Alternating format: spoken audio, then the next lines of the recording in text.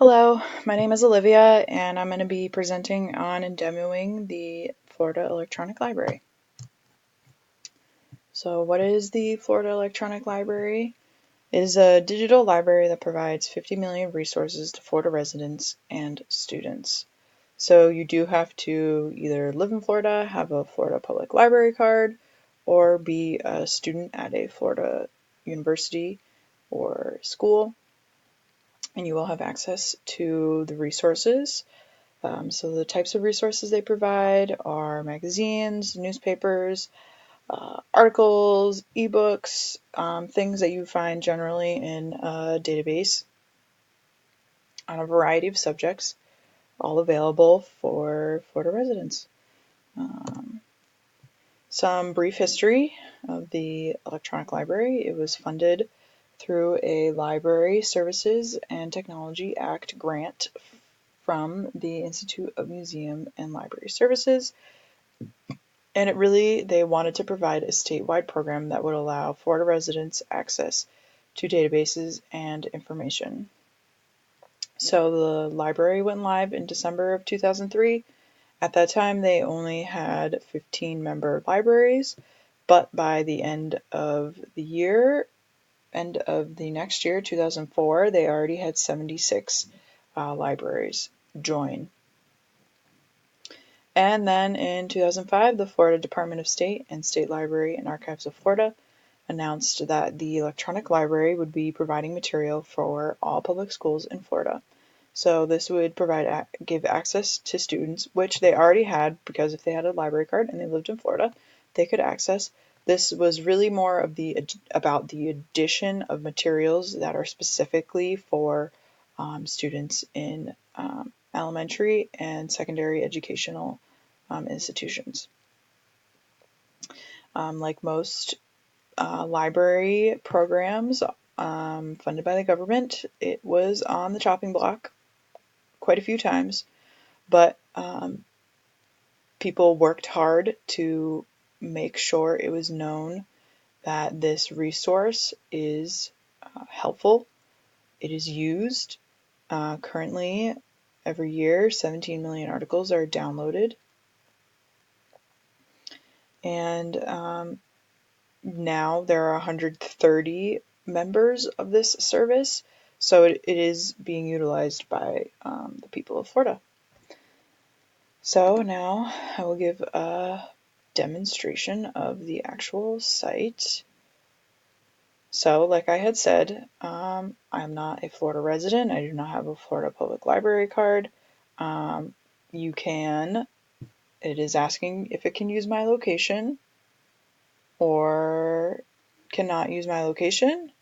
So I am going to do not use my location, but it still knows that I am out of state, so I do not have access to the material that is within the site.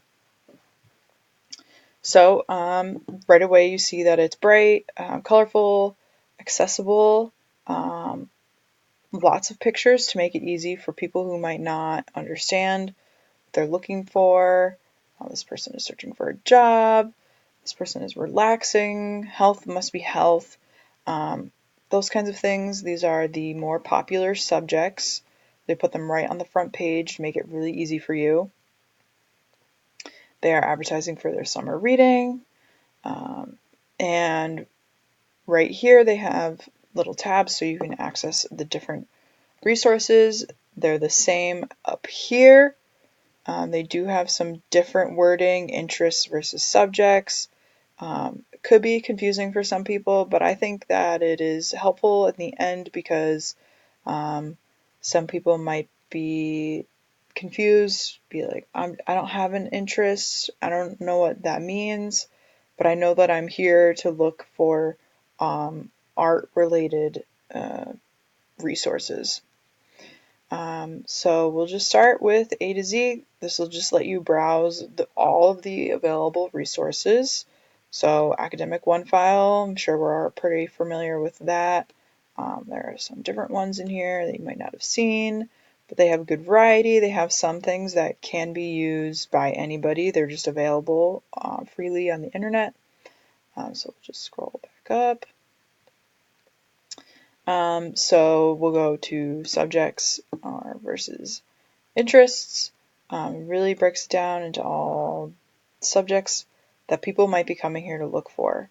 You'll notice that in the arts, these are the databases that you can search within.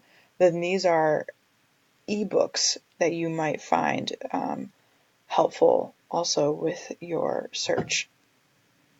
So we'll go to grade levels. Like I said, they offer resources for children in grades kindergarten through high school, college. You can even be a grad student and use the resources on here. So it's nice. They break it down very easily. You know exactly which one you want to go to. Educators even have a tab that they can use. So we'll go over here to ebooks that they offer. So you saw a few on the previous page, 2 pages ago, with the arts. These are all of the ones that they have. They break it down by subject. Again, and you can hover over them and tells you what they're about, what it is. Again, these are not leisure. These are purely reference and textbook ebooks that can be utilized by anybody and a variety of subjects. And they also throw in popular, so you can see what other people are using. If you're confused, you don't know where to start, say, oh, people do academic one file all the time. Great. Maybe I'll just start there. You can see people are using this site for career help, business help, newspapers, lots of general information, Spanish information, and popular magazines. Florida Memory, I might have mentioned before. This is the free public access to archival resources that are part of the State Library and Archives of Florida. So those are those tabs. You click through here, it's the same thing. Interest is a little bit different. It'll be like the squares we saw on the front page, the home page. This might be familiar. It's a different icon, still small business order. They have a few things. They're trying to make it a little bit more interesting, history buff, pop culture fan, librarian. We are superheroes, so that is pretty accurate. Avid gardener. They're really trying to reach out to a variety of people. And finally, one resource that is wonderful for this site is all the way down here at the bottom on the home page. You can go right to Ask a Librarian. So this chat service lets you text, chat, email with over 117 different resource agencies. So you can get the answer that best fits your question. It is available to all those who are members of the Florida Electronic Library. It is a part of it. So you can utilize this for anything that you might need.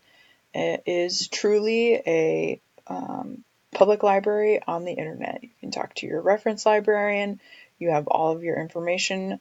All of your Dewey categories are right available for people to browse, people to access, and they're making it easy, simple for people to follow.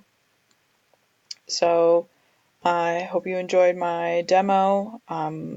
Go check out the site yourself. It is a little sad because we can't actually use the items within it, but it's still fun to look at and a good thing to know. And if you are in Florida and you didn't know about it, now you know.